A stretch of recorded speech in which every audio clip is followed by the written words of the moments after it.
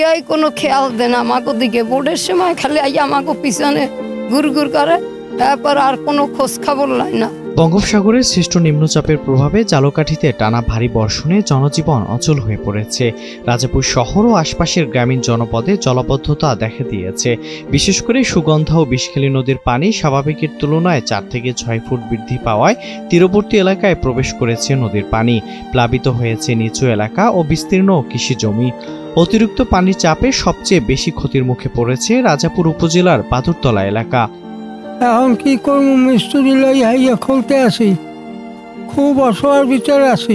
হয়তো ভাঙতেই আছে, তুফানে কালকে রাত্রেও ভাঙছে, বন্যায় ভাঙছে, আবার এই নদীর তুফানে ভাঙতে আছে। এই ভাঙার পরিস্থিতি এই।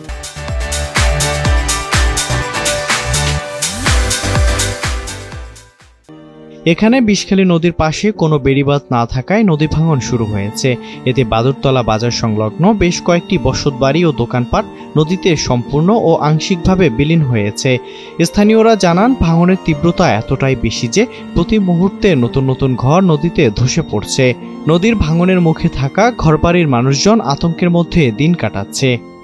আমি কত কষ্টে আছি, আমার একটা চেষ্টা করেন, একটা 2 বেন 3 দেন, না হলে একটা ঘর দেন। আমি জমি কোনো রকম একটু গুছ করি, কেউ কোনো খেয়াল দেয় না আমাকে দিকে। ভোটের সময় খালি আমাকে পিছনে ঘুর করে, তারপর আর কোনো খোঁজ খবর নাই না। চেয়ারম্যান তো দাঁড়িয়ে আই না, মেম্বারের কাছে যাইয়ে বলি, হ্যাঁ কোনো গুরুত্ব আমাকে দেয় না।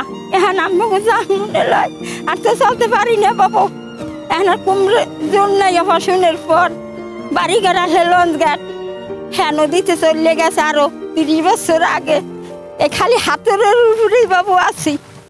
নদী ভাঙন থেকে এলাকাকে রক্ষা করতে হলে জরুরি ভিত্তিতে বিষখালী নদীর তীরে স্থায়ী বেড়িবাঁধ নির্মাণ করতে হবে।